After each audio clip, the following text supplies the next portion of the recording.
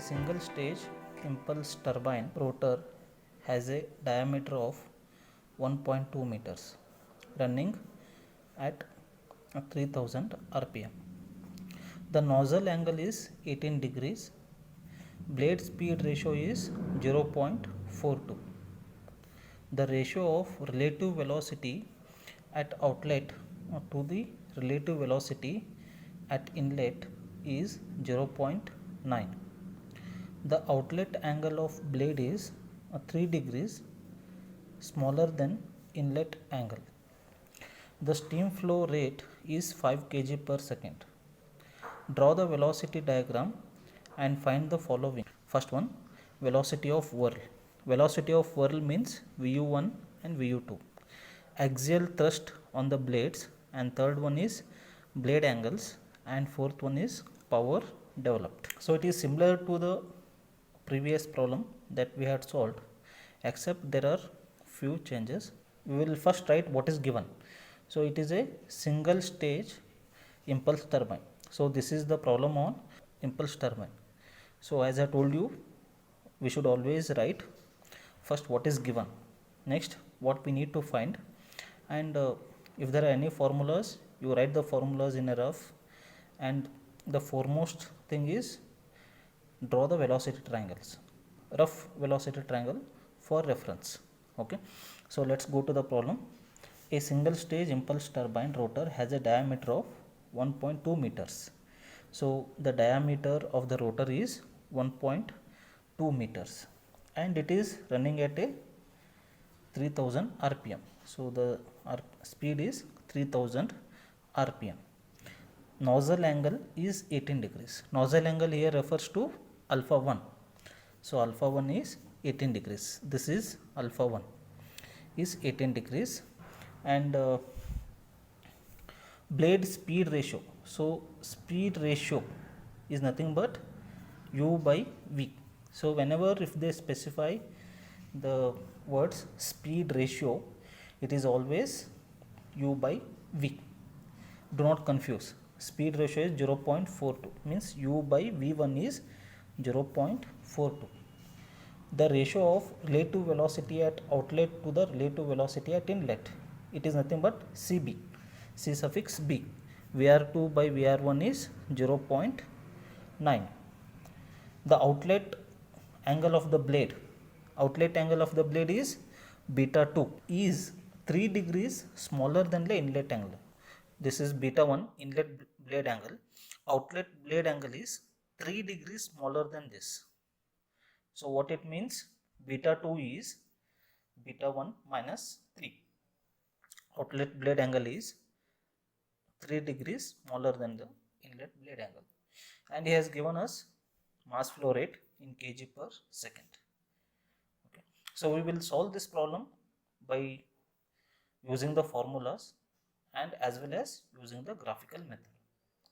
So if you use formula to solve the problem, it takes more time, but you will get accurate results.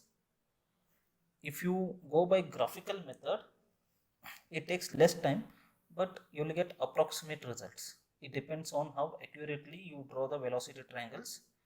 So based on that, your answer will vary. So if it is within the limits, you will get full marks. If the variation of answer is beyond the specified limit, you start losing the marks. It depends on your comfortable. Okay, let's go to the solution. So he has given us diameter and speed. So always remember, whenever diameter and speed are given, we can find blade velocity. So blade velocity is linear velocity is pi dn by 60, that is meters per second. Okay, so diameter is given 1.2 meters and rpm is given. It is in terms of revolutions per minute. That's why we are dividing it by 60. If it is revolutions per second, then you need not have to divide it by 60. I am converting that minute to seconds. Okay, so you will get rotor speed as 188.5 meters per second. Okay, so next we know speed ratio. It is given U by V1. Okay, we have found u rotor speed, we can find v1. v1 is equal to u by 0.42. We will get it as 448.81 meters per second. Okay. Now let us consider the triangle ADC. In triangle ADC, v1 is given, alpha 1 is given, so we can find vu1, the horizontal component of absolute velocity v1, and we can find vm1. So what is vu1? vu1 is v1 cos alpha 1. What is vm1? vm1 is v1 sin alpha 1. We are just applying the sine and cosine formulas here. So vu1 is cos alpha 1 v1. You will get the, substitute the values, you will get the answer as 426.84 meters per second.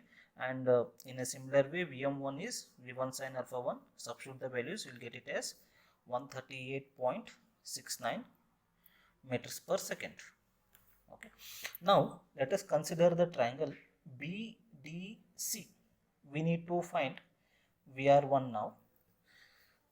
What is VR1? If I take the triangle BDC, VR1 square is equal to VM1 square plus this distance. How much is this distance? This is VU1 minus U1. Okay, so that's what we have written here, VU1 minus U. So once you substitute, you will get the answer VR1 as 275.76. Next, sin beta 1. So what is sin beta 1? Sin beta 1 is opposite by hypotenuse. So VM1 by VR1. So we know VM1, we have found out VR1. So we can find blade angle beta 1. Blade angle beta 1 is 30.19 degree. So once you know beta 1, easily we can find outlet blade angle. Outlet blade angle, what it is given, is 3 degrees smaller than the inlet blade angle. So just minus 3, you will get outlet blade angle as 27.2 degrees. Now they have given us the ratio of VR2 by VR1.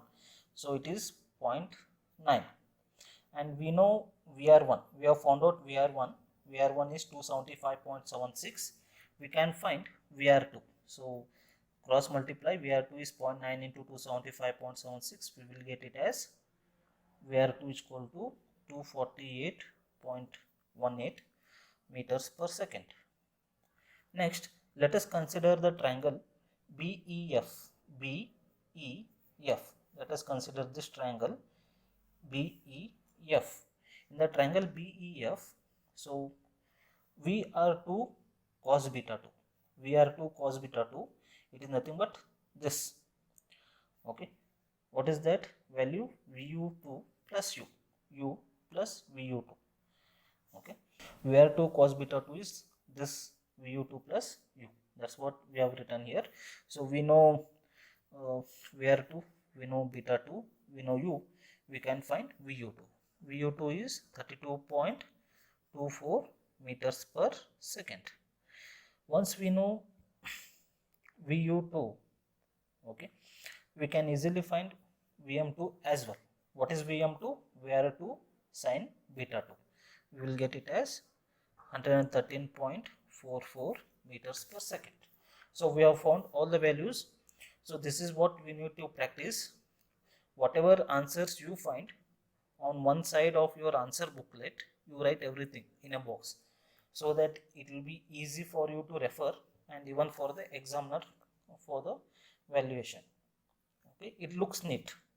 Okay, so I have written all the answers that I have got on one side, so that it will be easy for me to refer.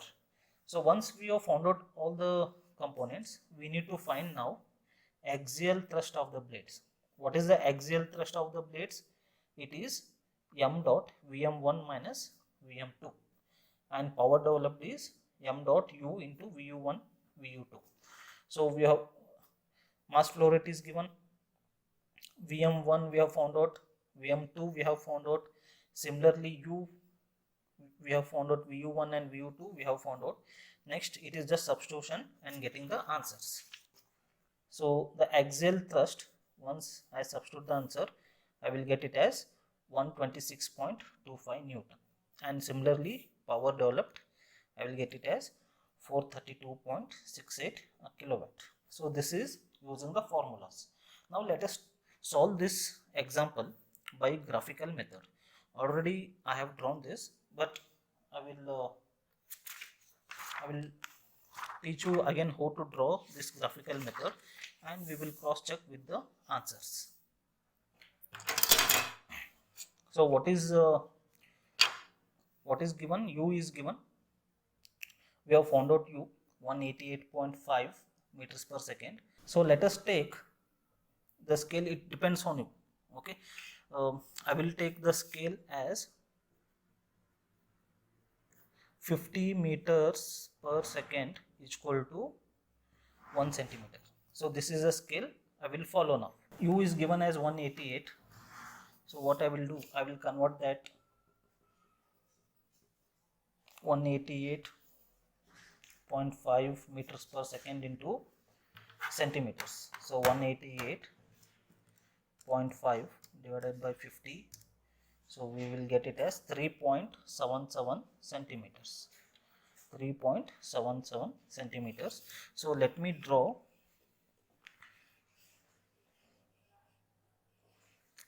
So you need to plan your velocity triangle, how you need to draw that.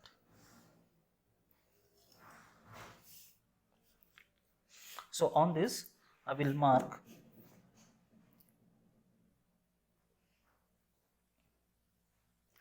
one centimeter, 2 centimeter, 3 centimeter, 3.5, 3.6, 3.7. So approximately 3.78 I have drawn.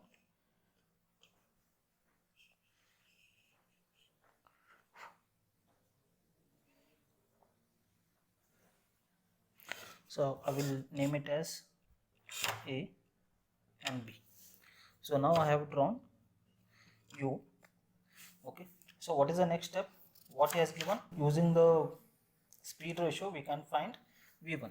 V1 we have found it as 448.81 meters per second.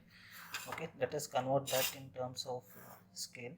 When you convert, you will get it as 8.98 centimeters. And what is alpha 1 given? Alpha 1 given as it as 18 degrees. Alpha 1 given as 18 degrees. So take the protractor. So you need to be very careful when you are using the instruments. Do not make any errors. I am taking point A as reference, 0, 10, and it is 15, 16, 17, 18. So mark 18 degrees here and join the line.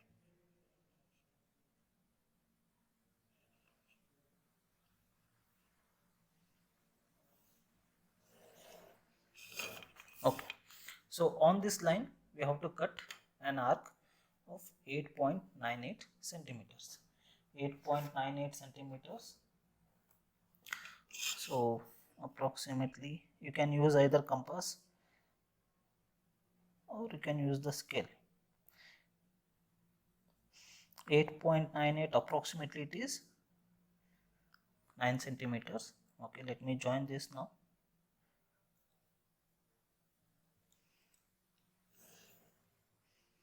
Okay, so I have got a point here. I will mark it as point C. Okay, now I got V1 and this is alpha 1. From point B, draw a line till it meets point C. Okay, this is my VR1 and this is beta 1. So what is how much is VR1? So that we will measure later. Now from point C, drop a vertical till it meets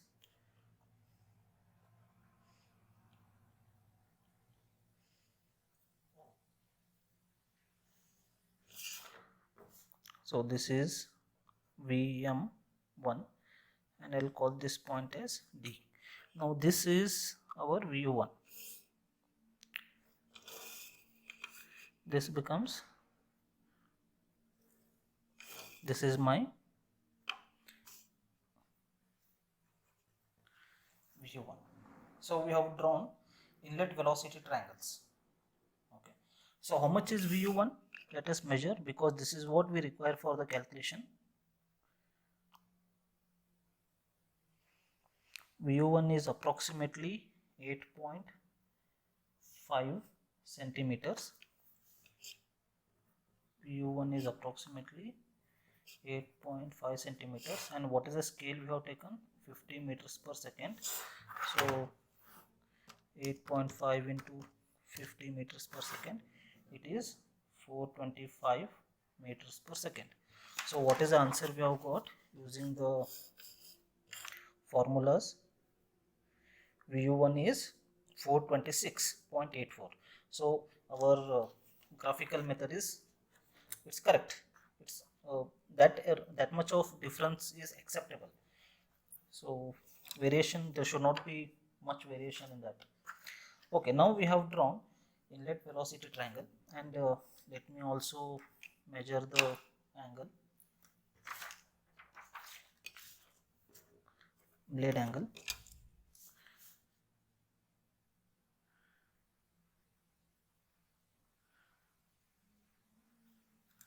So blade angle is approximately 30 degrees. Beta 1 is approximately 30 degrees. Now let us draw the outlet velocity triangle. So now we got VU1 and what is VR1? It is approximately 5.6. VR1 is approximately 5.6 centimeter multiply by the scale. So it is approximately 280 meters per second. And what answer we have got? VR1 here 275. So it's almost acceptable. Now let us draw the outlet velocity triangle. So beta 1 is 30 degrees. So beta 2 will be 30 minus 3, 27 degrees. So now I know VR1, I know beta 1. So sorry, I know beta 2, I know VR2. So I can draw the line here. So the protractor,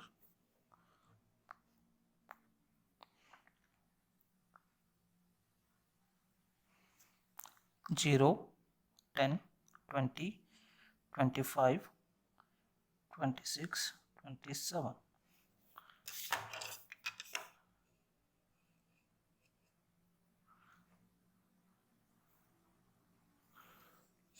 Okay.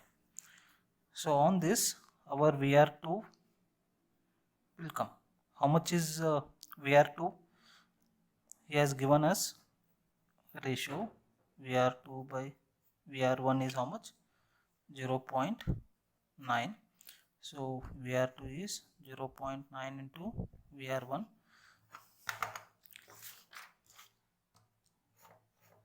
0.9 into how much? 280. It comes out to be 252 meters per second. Now 252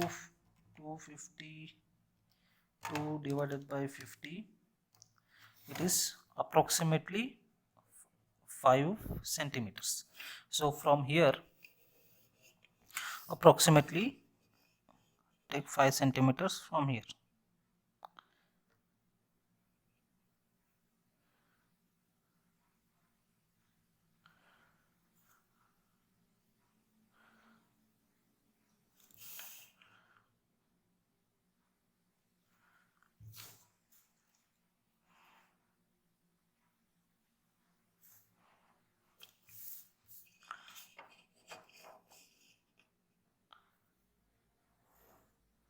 So this is my VR2 and this angle is beta 2. From here drop vertical, so this becomes VM2 and this distance is VU2. Let us measure this distance, how much it is.